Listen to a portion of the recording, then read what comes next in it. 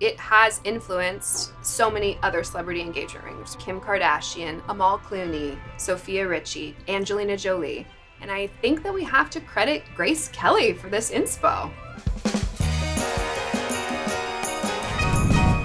Welcome. So today we're here to talk about Grace Kelly's engagement ring, which is one of the most iconic rings to this day. Designed by Cartier in 1955, I don't think it gets much more iconic than that. The center stone really is the star of the show. It's huge, so you don't really get tired of looking at it.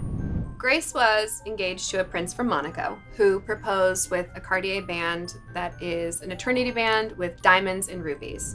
She was set to star in this movie and they needed a prop engagement ring. So instead of finding a prop engagement ring, the prince decided to just propose with a new ring, the 10.5 carat emerald cut that we're talking about today, which is, I guess, what happens when you marry a Prince of Monaco. Let's talk about the cost. Back in 1955, the original cost was $4 million. Today, in 2024, it's valued at a whopping $38.8 million.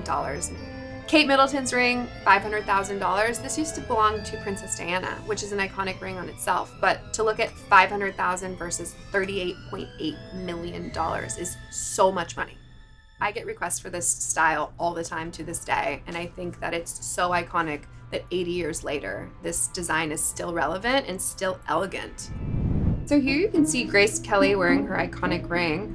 I just want to zoom in on how huge.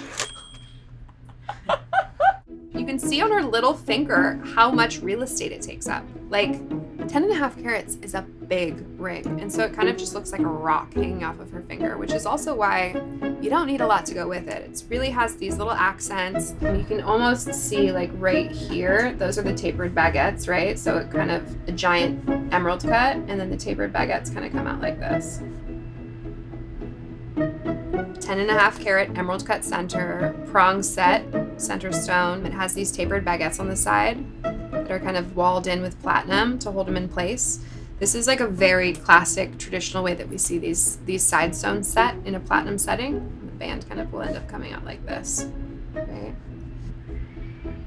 It's iconic. We see emerald cuts in all types of designs, but really, like when you have a big, beautiful emerald cut, it really speaks for itself. So this one features a 3 carat emerald cut diamond. So if you look at a 3 carat on my finger, imagine a 10.5 carat, how chunky this would be. So another fun fact is Grace Kelly was introduced to Cartier himself by Alfred Hitchcock after she had done one of his movies. And the two collaborated on so many pieces together that there's an entire room dedicated to Grace Kelly in the Cartier mansion. That is iconic. So how do you replicate this style if you don't have $38.8 million?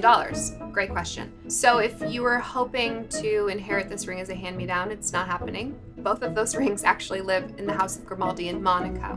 Don't let my rings fool you. I'm still waiting for my Monaco prince. The best option is probably to look for some type of alternative center stone, whether it's a semi-precious gemstone, a moissanite, a lab-grown diamond. These are all things that you can use to kind of achieve that big look and not break the bank. Subscribe to The Knot to see whose ring we talk about next.